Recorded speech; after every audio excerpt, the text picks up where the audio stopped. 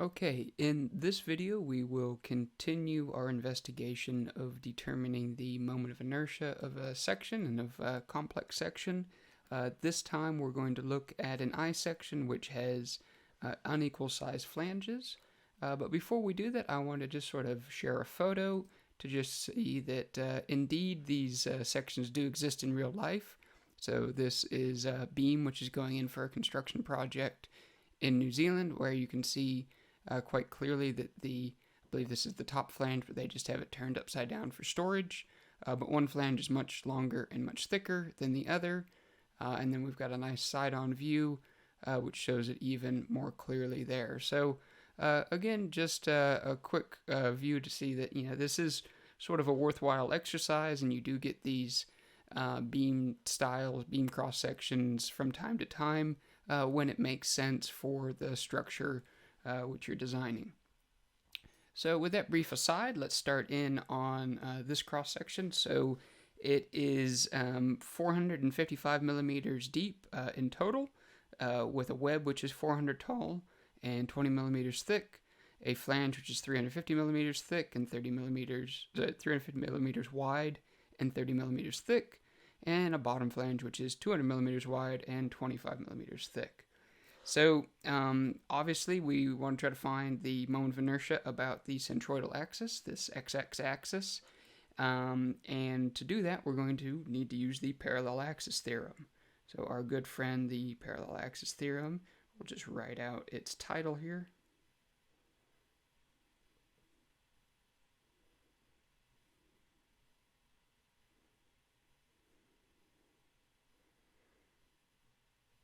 And of course, as we all remember, the parallel axis theorem, that the moment of inertia about a given axis, so in this case it'll be the x-axis axis, is simply going to be the sum of the moments of inertia of each individual piece plus the area of each individual piece multiplied by the distance of the centroid of that piece to the centroid of the entire section, but really more definitively it's to the axis of interest. But because our axis of interest that we're rotating this about is the centroidal axis, that's going to be one and the same. So because we need to know the location of the centroidal axis, well, we should really start by finding what is the centroidal distance, y bar. And for this case, we'll just define y bar as some distance up from the bottom flange. There's nothing to say we couldn't have started from the top flange, but for this case, I just sort of arbitrarily picked the bottom as a nice reference point. So y bar is simply going to be, the sum of the areas times their distance over the sum of the areas. And that's going to give us, we'll start with the bottom flange. So we have 200 times 25 times 12.5, because the centroid from here to the bottom is only 12.5 millimeters, plus the area of the web, which is 400 multiplied by 20 millimeters. And then the centroid will just be 400 divided by 2 plus the thickness of the bottom flange, which is 25. So we would have 400 over 2 plus 25, and that's that centroidal distance to our reference point, plus the top flange. The area is 350 times 30.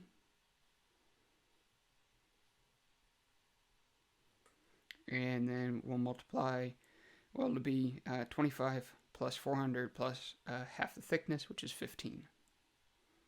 So 25 plus 400 plus 15 millimeters.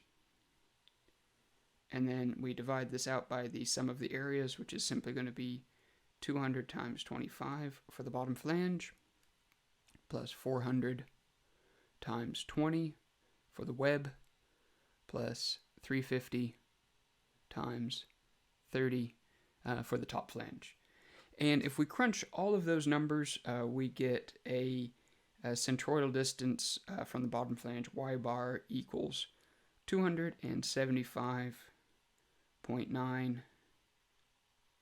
millimeters, and that's from the bottom flange.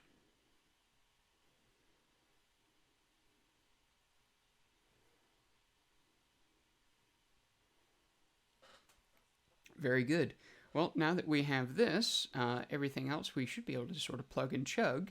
But what I'll do is similar to our last example. I'll draw out how we're going to apply the parallel axis pictorially first, just so it's really clear what we're doing, and then we can use that to work out our numbers. So just moving this up slightly, we will have I xx, so which is our moment of inertia of the section about the centroidal xx axis. That's simply going to be the sum of I of each little piece plus the area of each little piece multiplied by the distance of that centroidal of that little piece to the centroid of the whole section squared. And so what does that equal pictorially? Well, it's going to be the top flange. And then we'll just sort of draw in dash line the rest of the structure. So this top flange will have its own centroid, and it will rotate. We want to find out what the I, we'll call it little x of just this section is about its own. So what its moment of inertia is about its own centroidal axis. It will have some area, so A top flange, IXX top flange, and then there will be some distance. So if this is our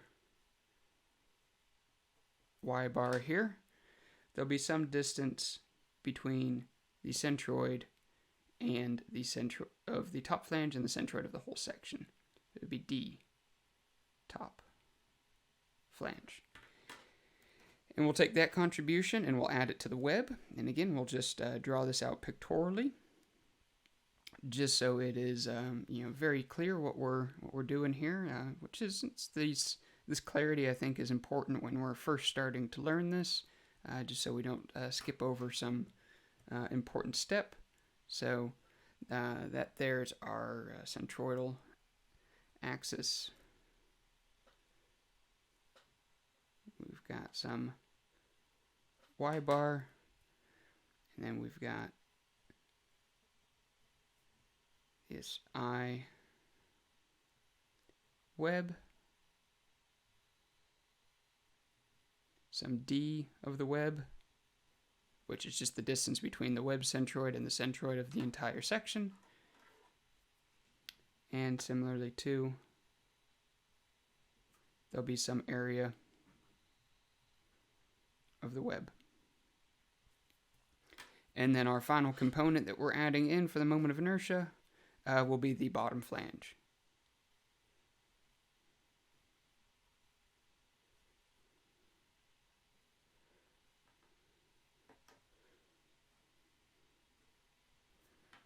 And again, we'll just draw this out explicitly, what each of these little pieces is. We got some y bar. We have the centroidal axis of the bottom flange itself. So that'll be I bottom flange. There'll be the distance between the centroid of the bottom flange as its own component and the centroid of the entire section. And there'll be some area of the bottom flange. So pictorially, that's what we're doing. Now, it's kind of nice as everything's a rectangle, so it's going to be some combination of, 1 over 12 width times the depth cubed, plus the area plus the distance. And so let's take this sort of pictorial drawing and write out what our equations are for each of these components of I of the little section, the area of the little section, and the distance between that section centroid and the centroid of the entire cross-section that we're looking at. So I total is simply going to equal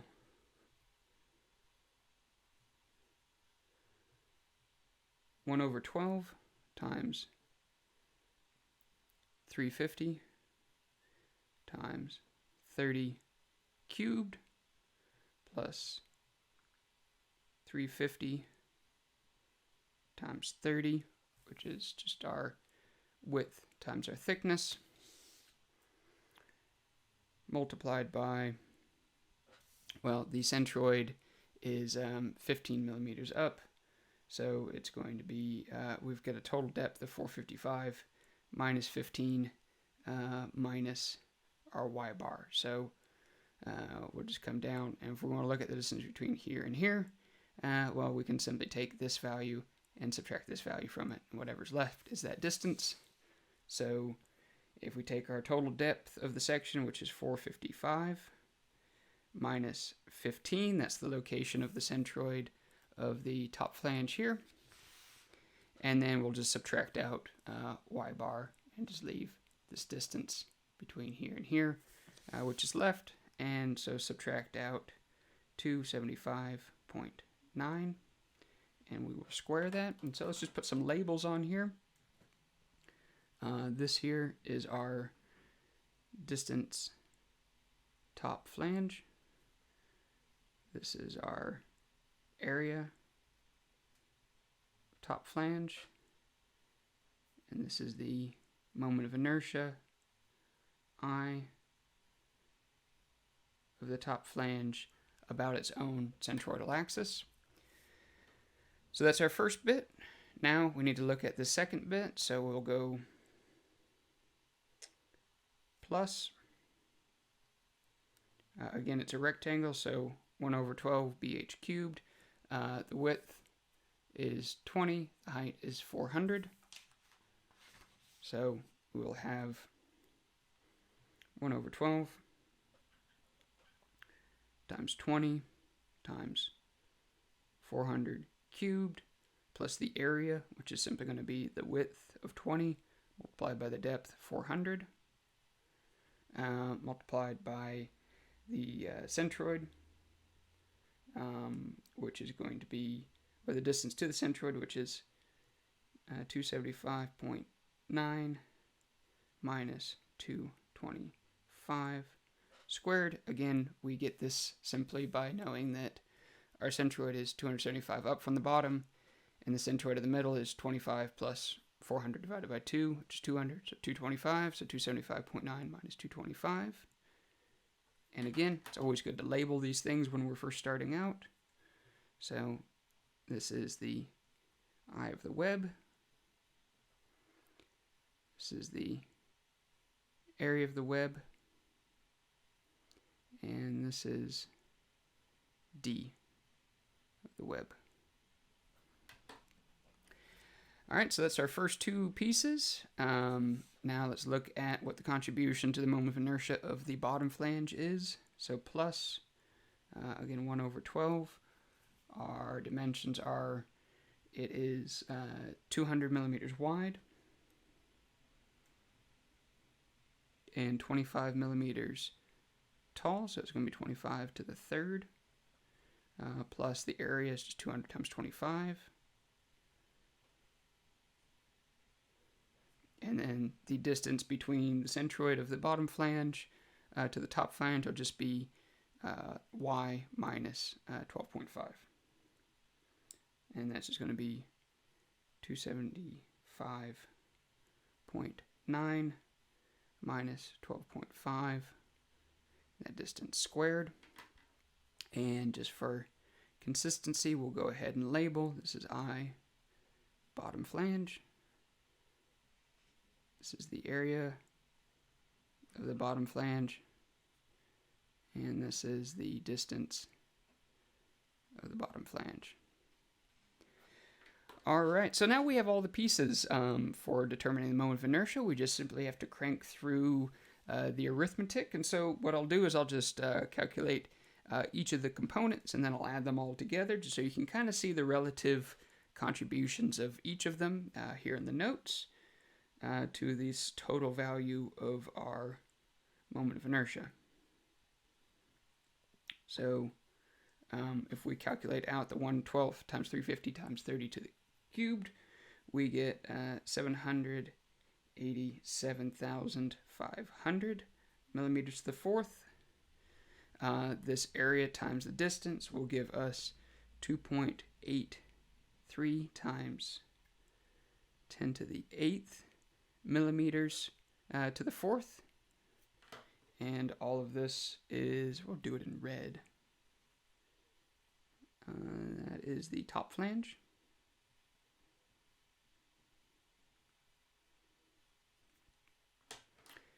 And then the contribution of the web.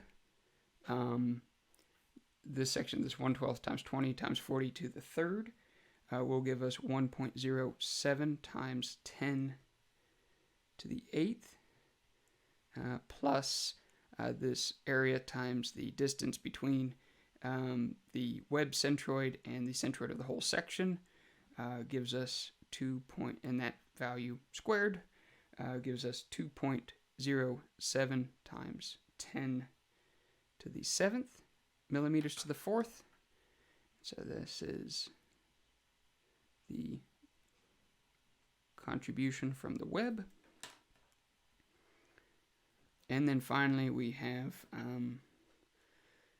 this 1/12 times 20 times 25 to the third is 260,417 plus the 200 times 25 times this distance squared is 3.47 times 10 to the 8th. This is the bottom flange. And just like in our T-section example previously, what we can really see is the flange contribution to the moment of inertia really comes from the area times the distance squared. So this whole area, the amount of effort it takes to rotate about this axis is really where the big contribution of the moment of inertia comes from. So our final step is just to crank through all of the arithmetic on these numbers. And if we do that, we get the Ixx of this whole section is simply going to be 7.59 times 10 to the 8th millimeters to the fourth.